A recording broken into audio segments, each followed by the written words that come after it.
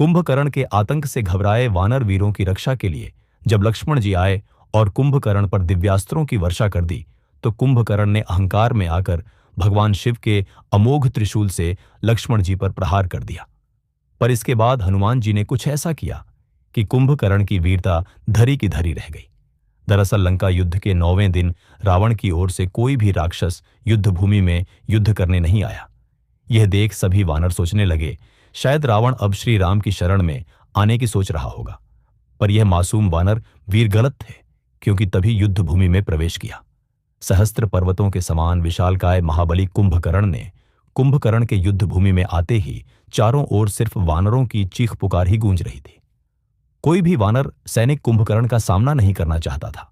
और तभी कुंभकर्ण के समक्ष आते हैं सेनापति नील तथा नल, पर नील नल सहित कई महावीर। सेनापति मिलकर भी कुंभकर्ण को तनिक भी हानि नहीं पहुंचा पा रहे थे। फिर अचानक एक बड़ा सा पर्वत कुंभकर्ण के विशाल छाती से जा टकराया।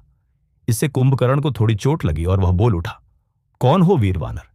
बड़े तेजस्वी मालूम होते हो, कहीं तुम ही हनुमान तो नहीं? इस पर उस वानर ने जवाब दिया, मैं किष्किंधा नरेश महाबलशाली बाली का पुत्र अंगद हूं। यह सुन कुंभकर्ण कुछ अपशब्द कहता हुआ अंगद जी पर प्रहार करने लगा। और जब अंगद जी भी कुंभकर्ण को रोक नहीं पाए, तो युद्ध भूमि की दिशा मोड़ने आए लक्ष्मण जी। लक्ष्मण जी ने अपने लाखों बाणों से कुंभकर्ण पर प्रहार करना शुरू कर दिया, पर वे भी कुंभकर्ण को कोई क्षति पहुंचा नहीं पा रहे थे। असल में कुंभकर्ण बाल्यकाल से ही इतना विशालकाय और शक्तिशाली था कि वह एक ही दिन में लाखों प्राणियों को खा जाता। उसकी इस असीमित भूख को देखकर ब्रह्मा जी चिंतित हो उठे। उन्होंने सोचा, अगर कुंभकर्ण ऐसे ही खाता रहा तो वह कुछ ही काल में सारे संसार को समाप्त कर देगा।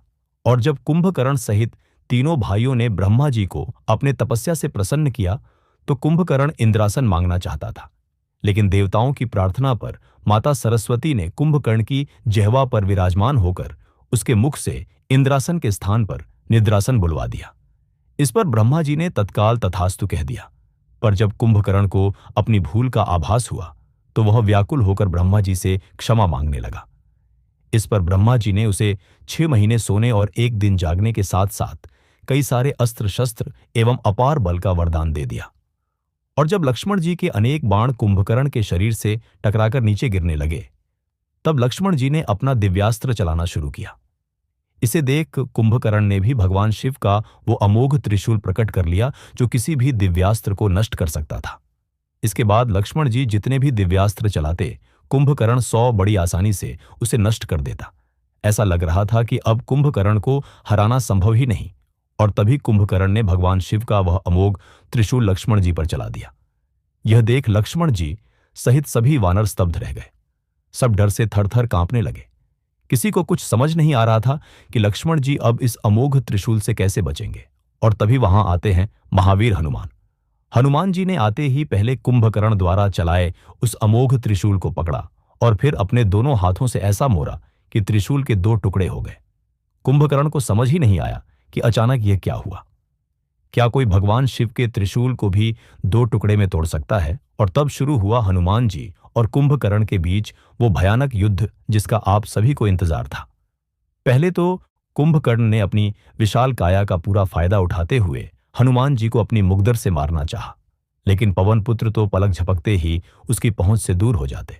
हनुमान जी अपने शरीर को कभी छोटा करते, कभी विशाल रूप धारण कर लेते। वह कभी कुंभकर्ण के कान में घुसकर उसे पीड़ा पहुंचाते, तो कभी उसकी नाक पर जोरदार मुक्का मारकर उसे झकझोर देते।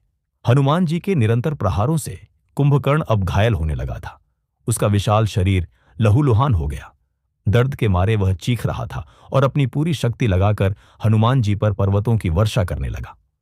हनुमान जी ने उन पर्वतों को भी अपनी गदा से तोड़ डाला और स्वयं एक विशाल पर्वत का रूप धारण कर कुंभकर्ण के सीने पर अत्यंत क्रोध से प्रहार किया। यह प्रहार इतना जोरदार था कि कुंभकर्ण धरती पर ऐसे गिरा जैसे कोई विशालकाय वृक्ष गिर गया हो। कुंभकर्ण जानता था कि सामने वाला वीर कोई साधारण योद्धा नहीं है। वह अब अपनी संपूर्ण बल और माया का उपयोग करने लगा। उसने अचानक युद्ध के बीच में एक छलावा किया। जैसे ही हनुमान जी अपने अगले प्रहार के लिए तैयार हुए, कुंभकर्ण ने मौका पाते ही बिजली की गति से झपट्टा मारा और पास ही खड़े वानरराज सुग्रीव को अपनी बगल में दबा लिया। कुंभकर्ण तुरंत गरजता हुआ सुग्रीव को अपनी जीत का प्रतीक बनाकर लंका की ओर भागने लगा। सारे वानर घबरा गए। हनुमान जी भी सकते में थे कि यह क्या हो गया। उनका राजा कुंभकर्ण की गिरफ्त में था। जब किसी भी उपाय से कुंभकर्ण नहीं रुका और सुग्रीव की चीख पुकार तेज होने लगी, तब वानरों ने एक स्वर में श्री राम को पुकारा और तब युद्ध भूमि में प्रकट हुए स्वयं श्री राम। श्री राम ने तुरंत एक बाण चलाया।